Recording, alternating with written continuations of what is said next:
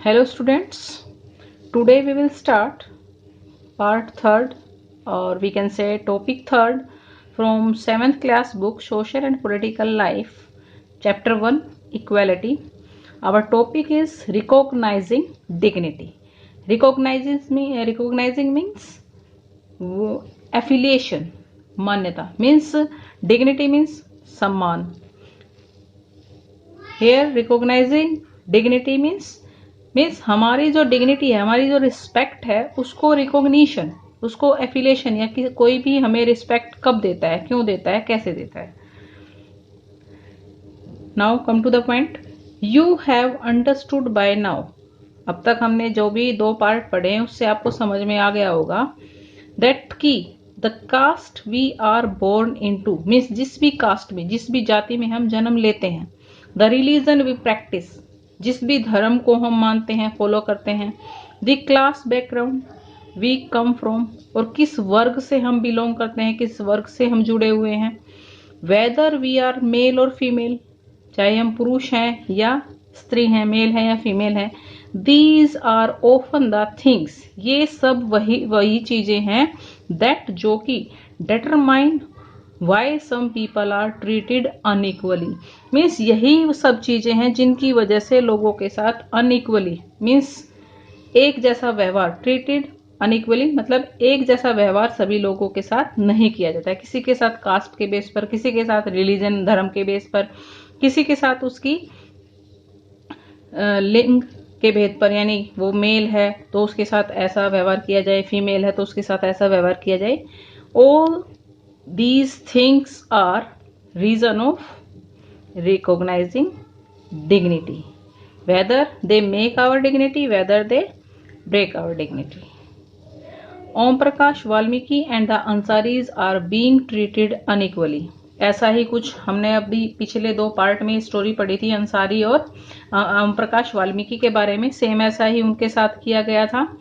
On the basis of differences of caste and religion means एक के साथ धर्म के बेस पर, धर्म के आधार पर और दूसरे के साथ जाति के आधार पर भेदभाव किया गया था.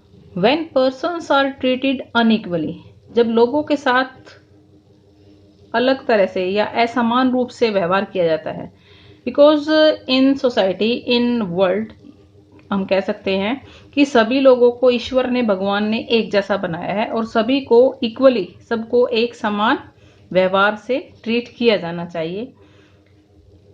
There dignity is violated when persons are treated unequally जब लोगों के साथ अनइक्वली ट्रीट किया जाता है, एक जैसा व्यवहार नहीं किया जाता है, then we can say that their dignity is violated means उनके सम्मान को आघात पहुंचा जा रहा है, मीन्स उनकी रिस्पेक्ट को खत्म किया जा रहा है.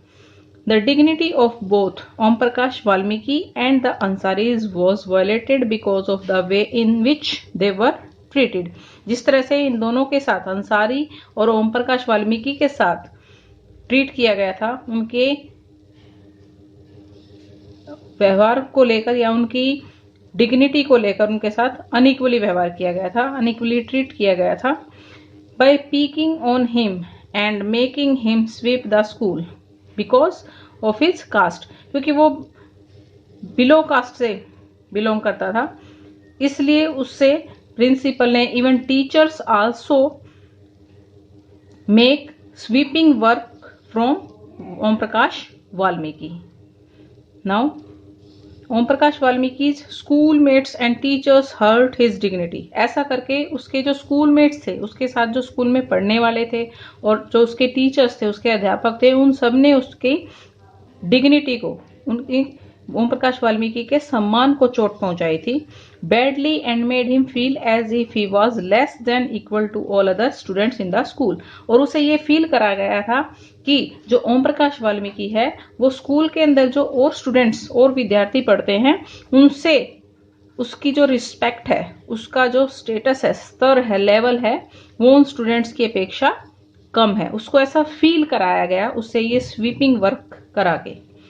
बीइंग ए चाइल्ड एक बच्चा होते हुए Om Prakash Valmiki could do very little about the situation that he was in means Om Prakash Valmiki जो था उस टाइम पे बहुत छोटा था, कुड डू वेरी लिटिल, वो बहुत कुछ कम ही कर सकता था, अबाउट द सिचुएशन, उस स्थिति के बारे में, क्योंकि उस टाइम पर उसको ना तो इतनी नॉलेज थी और ना वो अपने इस सिचुएशन के लिए कैपेबल था, दैट ही वॉज इन, जिसमें वो था। It was his father who on seeing his son sweep, ये उसके पिताजी थे जिन्होंने उसको सफाई करते हुए देख लिया था।